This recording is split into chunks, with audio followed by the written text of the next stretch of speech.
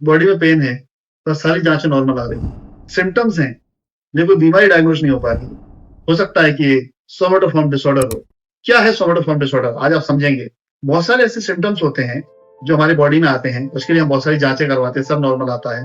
हम उसके लिए ट्रीटमेंट भी लेते हैं, लेकिन उसका कोई फायदा नहीं मिलता है। ये तो बहुत कॉमन है। लोगों में स्किन डिसीज हो जाता है, लोगों में अस्थमा हो जाता है, लोगों में पेट संबंधित प्रॉब्लम हो जाती है, उनका मेटाबॉलिज्म बिगड़ जाता है। लेकिन सारी जांचें, सब कुछ नॉर्मल है। डॉक्टर्स का इलाज भी हमारे ऊपर काम नहीं कर रहा है। तो इससे क्या कारण हो सकता है? ये सोमेटोफॉर्म डिसऑर्डर के साइन हो सकते हैं। मेरा आज का ये वीडियो है, ये ना केवल पेशेंट के लिए है, डॉक्टर के लिए भी है। अगर इस तरह के पेशेंट इन सिम्टम्स के साथ आते हैं और जब उनकी जांच करवाते हो, जांच में सब नॉर्मल आता है, तो आप ये देखिए कहीं ऐसा तो नहीं है उसके पीछे उसकी कोई नेगेटिविटी हो। उसमें एंजाइटी सिम्टम्स हो सकते हैं, वो ओवरथिंक करता होगा, वो स्ट्रेस में रहता होगा, उसको सैडनेस महसूस होती होगी।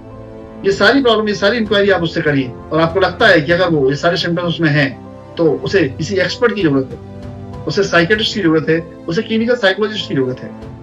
कई बार ऐसा होता है कि पेशेंट क्लिनिक में पहुंचते हैं, डॉक्टर्स के पास, बहुत सारे फिजिशियंस के पास पहुंचते हैं, बहुत सारे गैस्ट्रोलॉजिस्ट के पास पहुंचते हैं, डर्मेटोलॉजिस्ट के पास पहुंचते हैं, कार्डियोलॉजिस्ट के पास पहुंचते हैं। वहां पर ऐसा होता है कि कई बार डॉक्टर को भी समझ में आ जाता है कि उसको एंजाइटी है और उसको कोई एंजाइटी की पिल्स लिख देते हैं, या उसको डिप्रेशन की पिल्स लिख देते हैं।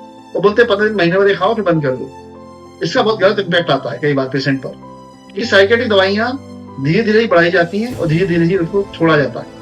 अगर आपने दवाई दी, 1 महीने के लिए दवाई दी और पेशेंट ठीक भी हो जाता है, लेकिन वो दवाई एकदम बंद कर देता है, तो उस समय ठीक तो हो जाता है, बीमारी फिर वापस लौटती है और ताकत के साथ लौटती है। फिर उतनी एमजी को दवाइयां उसको काम नहीं करती। तो वो ज्यादा एमजी दवाइयां लेगा तो उसमें साइड इफेक्ट भी ज्यादा होंगे। तो कृपया इस तरह का कोई भी प्रिस्क्रिप्शन पेशेंट्स को ना दें, उसको प्रॉपर क्लिनिकल साइकोलॉजिस्ट के पास रेफर करें।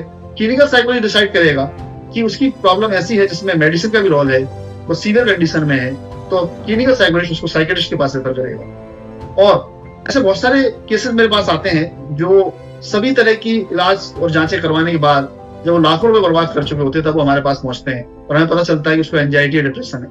कई बार कार्डियोलॉजिस्ट के पास ऐसे पेशेंट पहुंचते हैं जिनको पैनिक अटैक आया है, घबराहट होती है, बेचैनी होती है, उसको लगता है वो शायद कार्डियक अरेस्ट आने वाला है।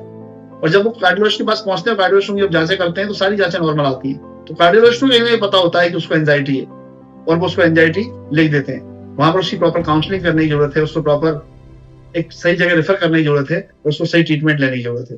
अगर इस तरह कोई भी सिम्टम्स आप अपने अंदर देखते हैं या कोई भी डॉक्टर अपने पेशेंट के अंदर इस तरह सिम्टम्स देखता है, तो कृपया ऐसे पेशेंट्स को रेफर करिए, उनका प्रॉपर ट्रीटमेंट करवाइए। Thank you.